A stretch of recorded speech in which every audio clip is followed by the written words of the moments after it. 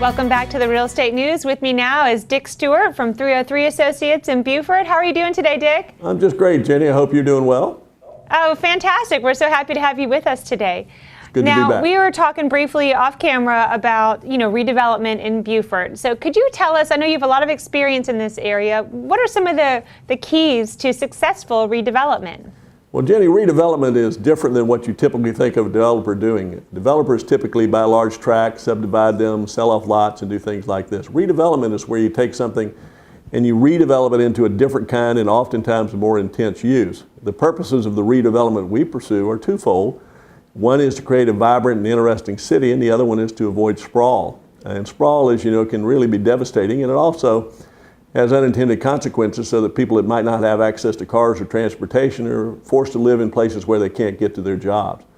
So the key to successful redevelopment is to find a site, be patient and be able to assemble enough property that makes sense, and then have a supportive regulatory structure that allows you to accomplish what's needed by redevelopment.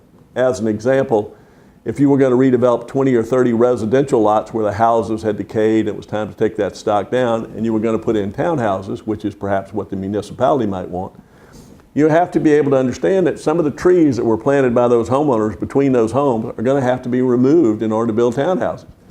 People acknowledge that, but when it's come time to do it, it can be a problem. But you need a cooperative regulatory framework, and you need somebody that's patient and somebody that has a vision for the redevelopment process. And those things are not often found. Now, can you tell us, I know you, like I said, you have a lot of experience in this area, so can you tell us about some of your success stories with redevelopment? Sure. Perhaps the easiest one to describe is the Beaufort Town Center area, which included a strip shopping center, some Holder houses, stock that had decayed, and a brownfield site that was polluted, as well as some other sort of underutilized property. That's on Boundary Street and also on the Intercoastal Waterway.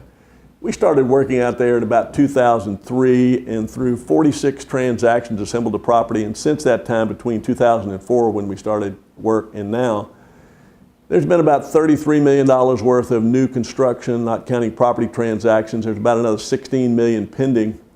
Property taxes in that area have gone up by $465,000 a year. So the city, through a TIF, is currently receiving $465,000 a year more. And we've been able to put a hotel, and we've been putting restaurants and office space and commercial space, and we've got a 137 unit apartment complex that's pending. So that's what an undertaking. It's amazing. Yeah, we'd like to see more of that occur there, because what happened and why we chose that location is it buttresses the historic district, which is an area that needs reinvestment and re-engineering, particularly in the northwest quadrant.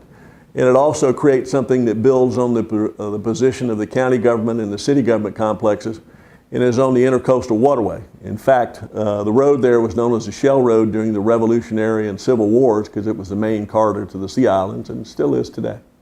Well, I love it, and lucky us. So thank you so much for your time today, Dick. It's always a pleasure when you're here. Great. Thank you for being with you.